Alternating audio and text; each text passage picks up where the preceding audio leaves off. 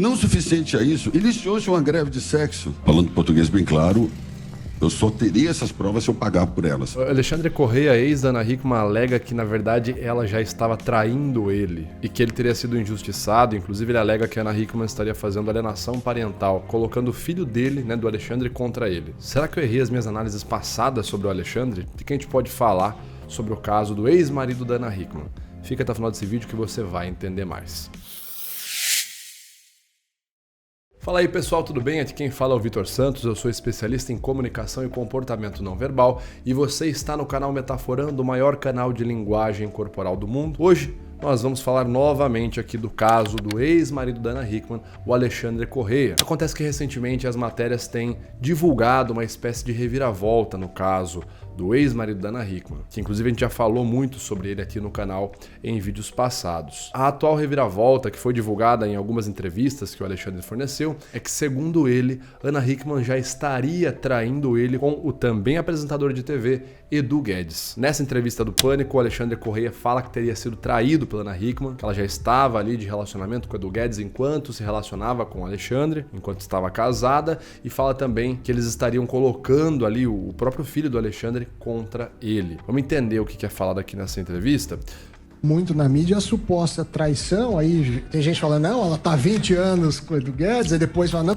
Antes da gente se aprofundar aqui nos análises, né, pessoal? Só lembrar o seguinte, a gente tá falando sobre comportamento não verbal, tá certo? Ninguém aqui tá com interesse em ofender nem atacar ninguém, portanto, eu peço que vocês respeitem todas as pessoas comentadas nesse vídeo.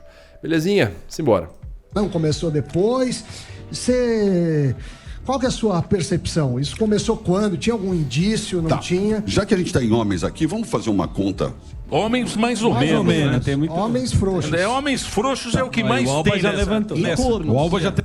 Então vamos lá. O Alexandre ele já começa ali tentando trazer ali a ideia de pertencimento de um grupo, né? Uma espécie de tentativa de já emular uma opinião própria daquele grupo, né? Uma opinião superficialmente ou estereotipadamente própria daquele grupo. Então um apelo ao senso comum, né? Quando eu falo, já que nós estamos somente entre homens aqui, né? Vamos dar uma opinião de homem aqui, não, vamos lá, vocês são homens, vamos comigo. Então, é como se eu já estivesse querendo clamar um senso de pertencimento e evocando as pessoas aqui desse grupo para dar uma opinião, entre aspas, né, estereotipada do que é entendido pelo senso comum de ser homem. É como se ele estivesse tentando fazer essa estratégia já, apelando aí para o senso comum. Até saiu aqui, ó. O Alba foi passar maquiagem. E todos comem. Passar maquiagem. Então vamos lá. Vai lá. Eu convoco vocês a uma resposta da colocação que eu vou fazer aqui. Então você vê que ele já gagueja um pouco, né? Eu convoco vocês para a resposta numa colocação que eu vou fazer aqui, né? Então ele já está ali tentando colocar as pessoas para responder aquilo que ele vai propor, né? Vocês acham que o Eduardo Guedes, o rapaz é boa pinta, numa escala de 0 a 10, uma celebridade aí nota 3, 4, é meia dúzia, nem pra cima nem pra baixo, mas sempre foi um cara que se manteve bem, não teve nenhum escândalo na vida, tem clientes, é corredor de Porsche, é um cara bem sucedido. Você acha que esse cara ia pegar um BO ambulante como essa Ana Hickman? Vamos lá. Qual que é a estratégia retórica aqui que o Alexandre Correia faz? Se você observar, ele dá uma enchida na bola do Edu Guedes, né? Ele vem aqui, Alexandre Guedes, o Edu Guedes é um cara que, um cara muito bom, um cara empresário, um cara é chefe de cozinha, parará. Não teve nenhum escândalo na vida, tem clientes, é corredor de Porsche. Pô, o cara é corredor de Porsche, o cara é apresentador, o cara é uma celebridade, tarará, tarará. Então ele sobe ali a bola do Edu Guedes, né, nesse primeiro momento. É um cara bem sucedido. Bem sucedido, pá. Você acha que esse cara ia pegar um BO ambulante como essa Ana Hickman? Aí ele já... Você acha que ele ia pegar um BO ambulante como essa Ana Hickman? Então ele sobe a bola do cara para justamente usar esse fator que ele subiu para validar a tese dele, de que não foi um relacionamento simples, né? Ele não fala que, tipo assim, Ana Hickman terminou e então ela começou a namorar o Edu Guedes. O Alexandre não concorda com isso. Ele tá indo contra essa ideia. Ele tá dizendo que não, na verdade, Ana Hickman já estava com o Edu Guedes antes, né, do casamento acabar. E aí por isso que ele clama que é traição. Então, quando eu enfatizo algo, levanto a bola, enfatizo positivamente algo para justamente após enfatizar eu usar isso para quebrar, olha, o cara inteligente, justamente por ser esse cara, você acha que esse cara ia ficar com uma mulher que tá ali tendo problema com o marido? Não, isso aqui não, o cara que ia escolher um namorado não ia namorar uma mulher, isso aí já é antigo, tá? Entendeu? Essa estratégia de levantar a bola de algo para usar esse aspecto para validar a sua tese pode ser visto como estratagema 26 do Arthur Schopenhauer, que é reforçar, né, ou melhor dizendo, reforçar o valor de algo para logo em seguida destruí-lo. Então eu coloco o valor numa coisa para depois pegar esse valor e usar justamente esse valor para destruir uma tese ou para validar a minha tese, que é o que o Alexandre faz. E ele já vai ali pro estratagema 32, né, chamando a Hickman de BO ambulante. Ele já cunha ali o rótulo nela de BO ambulante. Ia pegar um BO ambulante como essa Ana Hickman, que é um BO ambulante, com uma Maria da Penha em cima do marido e com a vida totalmente devastada na imprensa, com problemas sendo dito aos quatro ventos. Você acha que esse cara ia ficar com a Ana Hickman? Então ele vem novamente, né? Ele vem, faz todo aquele levantamento positivo e aí usa isso para depredar. Sim. Pois é. Eu não conheço, não sei as Por favor, gente. Não, mas é o. Colocando assim, timing assim. tá falando? É o time errado. Por favor, gente. Não, mas é o. Ia ficar com a Ana Hickman, sim? Então ele vai lá e faz uma pergunta e ele espera a resposta das pessoas. E lembrando que no começo, tá? No começo, antes de fazer a pergunta, ele fez aquele preâmbulo, né? Nós somos homens. Então o que vocês acham, né? Apelando ali para a opinião do grupo, para a opinião da maioria, né? O que vocês homens acham? Então, quando eu estou ali fazendo um apelo para a opinião da maioria de um determinado grupo, ou para a opinião de um determinado grupo, como sendo um grupo que tem uma opinião muito mais valorosa, nós homens temos uma opinião muito mais correta sobre isso, porque nós somos homens, pô. Vamos dar a nossa opinião concreta, vamos lá. Esse preâmbulo que ele faz e que ele clama agora na hora da resposta pode ser uma estratégia de argumento ad populum, né? Quando eu uso a opinião de um povo, né, de um grupo específico, como sendo algo, né, uma ferramenta que valida a minha tese. Então, ó, opinião de homem. Não, agora é opinião de homem aqui, hein, pessoal? Vamos lá. Não, a gente é homem, vamos lá. Opinião de homem. Vocês acham que o cara ia pegar ou não? Ou não estava traindo já? E aí? Então, essa estratégia dele, esse preâmbulo que ele faz antes, estamos entre homens e tal, pode ser visto aí como um ad populum, como se a opinião de um grupo de homens fosse ali matadora, extremamente válida e à prova de erros para validar a opinião do Alexandre Correia, né? Pode ser uma estratégia ad populum, ok? Pois é. Eu não conheço, não sei as. Por favor, Você cara. vê que o pessoal, no primeiro momento, o pessoal desconversa, né? Pois é, nossa, aquelas respostas genéricas, né? E aí ele faz um negócio interessante. Ficar com a Ana Hickman, sim? Pois é. Eu não conheço, não sei as. Por favor, gente. Não, mas é o. Ele vai lá e fala assim, ele ouve, aí primeiro os caras falam assim, não, putz, sei lá, pois é. Aí o Alexandre fala, não, por favor, gente, por favor. Ele aumenta o volume vocal, né? E ele repete 2 vezes de forma enfática. Não, por favor. E aí quando ele fala isso, as pessoas mudam a resposta. Aí eles passam meio que a concordar com o Alexandre. Não, mas do jeito que você colocou, né, realmente, a lógica não dá a entender, né? Ó, fica vendo, é muito nítido, eles estão desconversando. O Alexandre Corrêa fala, por favor. Aí eles já voltam e passam a, entre aspas, meio que semi-concordar com o Alexandre. Com a Ana Hickman, sim? Pois é. Eu não conheço, não sei as. Por favor, gente. Não, mas é o. Colocando assim, timing assim. tá falando? É o time errado. Pela lógica, não. Muito engraçado, né? Não, pois é. Mas não, por favor, não, mas do jeito que você colocou também, o que é esse por favor, galera? Uma das estratégias que o Robert Cialdini, o neuropesquisador Robert Cialdini, explica pra gente no seu livro Como Obter o Sim, as 21 formas de obter o sim, enfim, eu não sei como que tá o nome em português desse livro, ele fala que é você criar a sensação de obrigação social nas pessoas, né? E você pode fazer isso de várias formas. Uma delas é levantando um sentimento de pertencimento daquele grupo e depois pedindo, né? Você faz um pedido para a pessoa. Quando a gente vai lá e gera o senso de pertencimento, eu vou lá e falo algo como: Pessoal, você que está vendo esse vídeo, vamos lá. Nós estamos aqui entre pessoas que analisam a linguagem corporal, que gostam de estudar. Não é qualquer pessoa que está aí alheia na vida, que não sabe interpretar um sinal. Não, vamos lá, pessoal. Você que está vendo esse vídeo e nós estamos aqui entre pessoas que estudam e gostam de saber ler o comportamento dos outros, tá certo? Dito isso, tal coisa? O que vocês acham? Não, por favor, pessoal. Como pessoas que estudam linguagem corporal, sejam sinceros. O que vocês acham? Quando eu gero esse senso de pertencimento e eu mando um por favor na sequência, eu estou gerando em você um senso de obrigação social. É como se despertasse em você a vontade de concordar comigo para pertencer ao grupo que eu elenquei, que eu destaquei que a gente pertence. E como eu te pedi, né? Eu falei um por favor, você fica numa sensação de obrigação social. Pô, o cara tá me pedindo, velho. Não, pô, o cara não é um cara, ele não é um cara tão mal, ele só colocou um ponto aqui. Eu vou concordar aqui também, não vou me comprometer, mas vou dar uma concordada aqui de leve. Então essa estratégia é muito interessante, você criar um senso de pertencimento de grupo primeiro e depois fazer um apelo de obrigação social, gerar o sentimento de obrigação social. Essa estratégia aqui que o Alexandre usa é muito bacana. Vitor, o Alexandre Corrêa tá fazendo isso de forma pensada, o cara é manipulador e tal.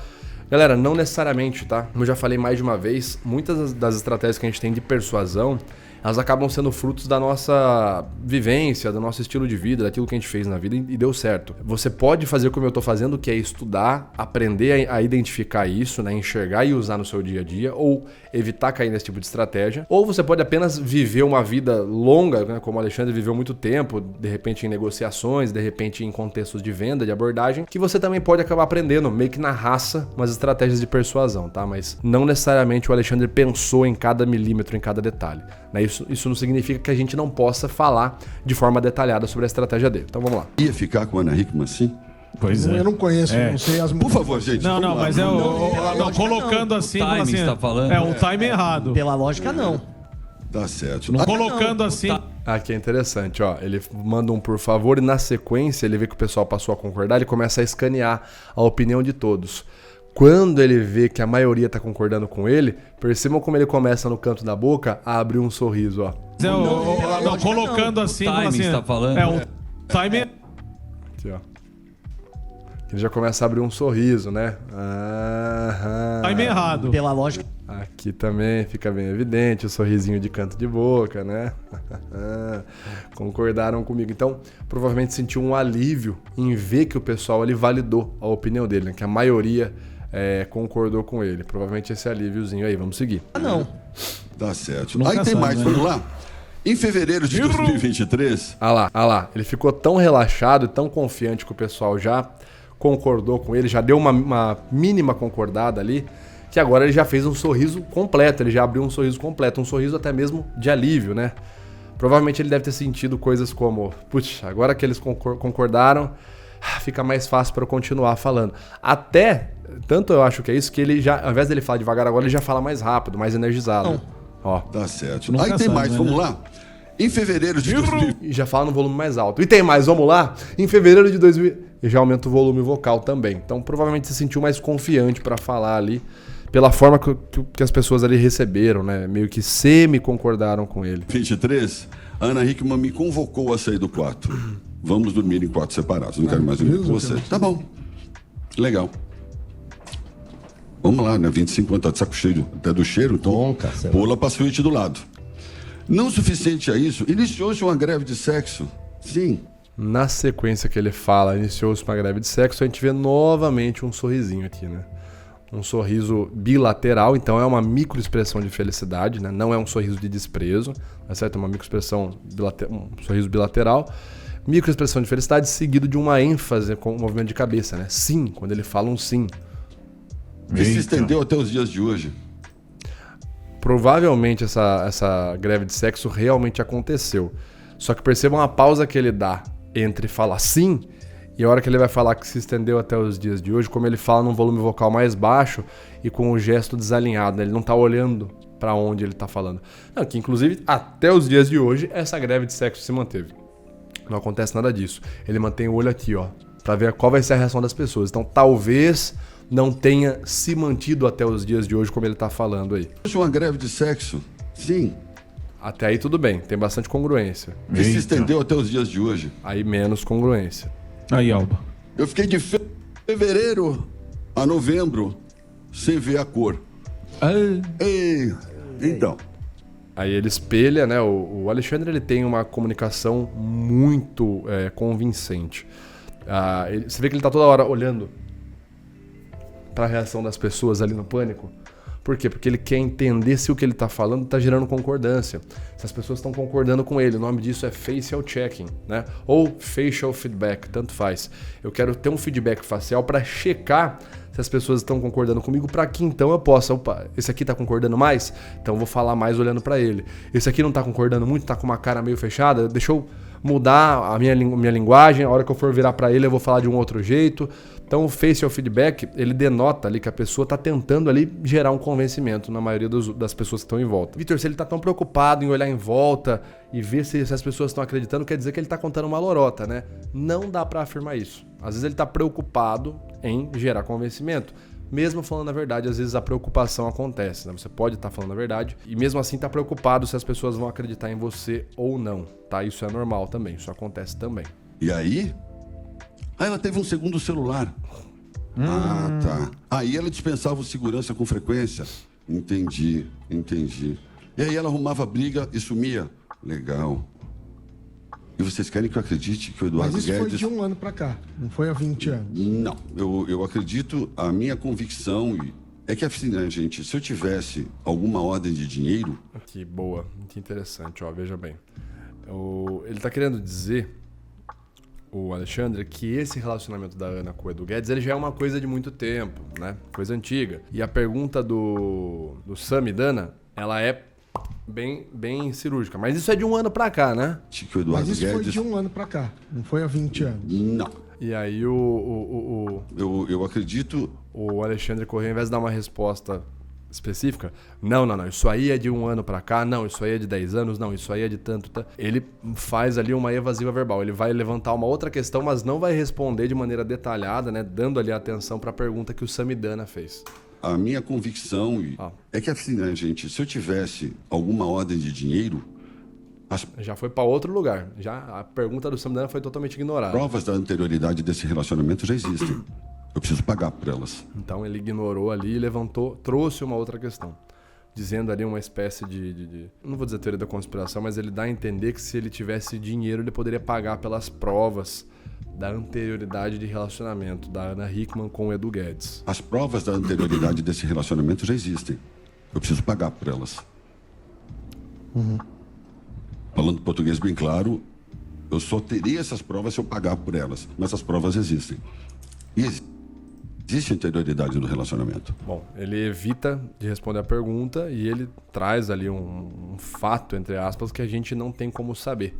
Eu tenho acesso a essas provas, elas existem, mas eu não tenho dinheiro para pagar por elas.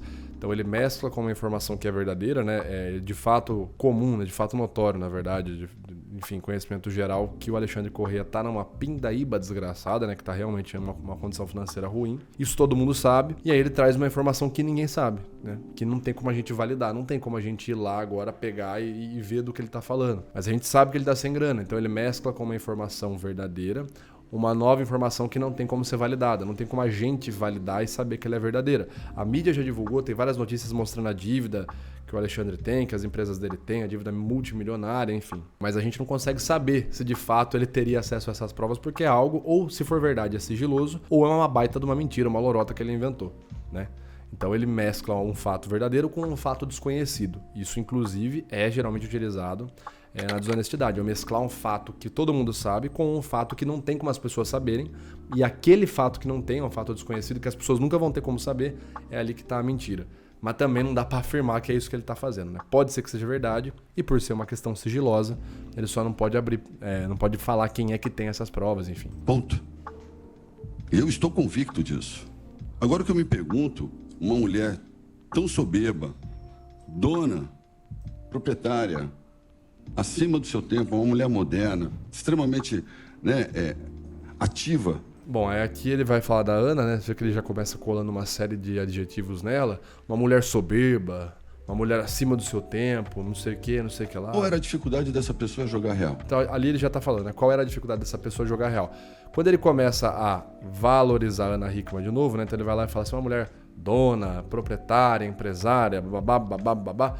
Mesma estratagema que ele usou com o Edu Guedes. Então ele usa ali o 26, né? Ele levanta a bola da Ana Hickman, apesar dele falar soberba no começo, deve ter sido um ato falho, né? Porque soberba não é elogio, jamais. Mas depois ele fala proprietária, empresária, dona do seu tempo, uma mulher tão mente aberta, não sei o quê. Por que ela não jogou a real? Então, de novo, estratagema 26. Reforce um aspecto para depois destruir o seu valor, né? Então aqui ele quer gerar um descrédito nessa estratégia verbal, né? Aparenta gerar um descrédito tanto em relação a um descrédito moral em relação ao Edu Guedes e um descrédito moral em relação à Ana Hickman, né? É isso que a estratégia paraverbal dele nos mostra, né? É o que gera de insight pra gente. Provavelmente porque, como a situação se tornou muito pública, né? O tribunal da internet está julgando e isso vai influenciar até mesmo para ele conseguir ter mais espaço, ter mais voz na internet. Teoria, tá?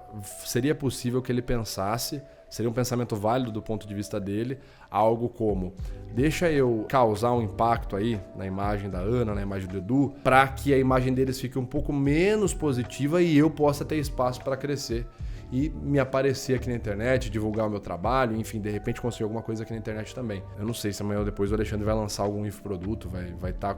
A internet é um lugar muito propício para você fazer dinheiro, pode ser que ele esteja pensando isso. Só que enquanto a imagem dele estiver negativada como vilão e da Ana e do Edu estiver como herói, isso atrapalha ele. Então, do ponto de vista dele, faria sentido ele pensar em destruir, entre aspas, um pouco da imagem da Ana Hickman e do Edu Guedes para que ele tenha espaço para crescer a imagem dele. Não estou dizendo que é isso que ele pensou, porque não tem como saber, mas faria sentido no lugar dele pensar assim. Porque de fato a gente não sabe o que ele pensou, mas a gente sabe o que a estratégia é. E essa estratégia o estratagema 26, usado tanto contra a Ana Hickman, tanto quanto contra o outro rapaz, o Edu Guedes, são estratagemas da forma que ele colocou que são ali negativos para a imagem da Ana Hickman e para a imagem do Edu, né? Terminado. Qual era a dificuldade dessa pessoa? Mas você acha que... Afirma. Porque aí a firma fica todo Na sociedade do casamento. Então, mas aí Mas fica se termina todo bem, fica um grande sócios. Deixa com o grisalhão. Aí o Emílio Surita brilhantemente pegando ali o bonde e passando pro outro lado, né? Já mudando o rumo da conversa, como o Emílio sempre faz. Mas bom, esses foram então alguns comentários sobre a versão do Alexandre Correia, né, que ele tem levantado aí. A Ana Hickman terminou o casamento e meio que já muito próximo, já estava ali engatada no relacionamento com o Edu Guedes. Será que rolou a traição que o Alexandre está dizendo? Qual que é a sua interpretação dessa situação? Coloca aqui nos comentários que eu quero saber o que você pensa. Não deixe também de curtir e compartilhar esse vídeo que você me ajuda pra caramba, tá certo? Um grande abraço, a gente se vê por aí no nosso próximo vídeo. Valeu!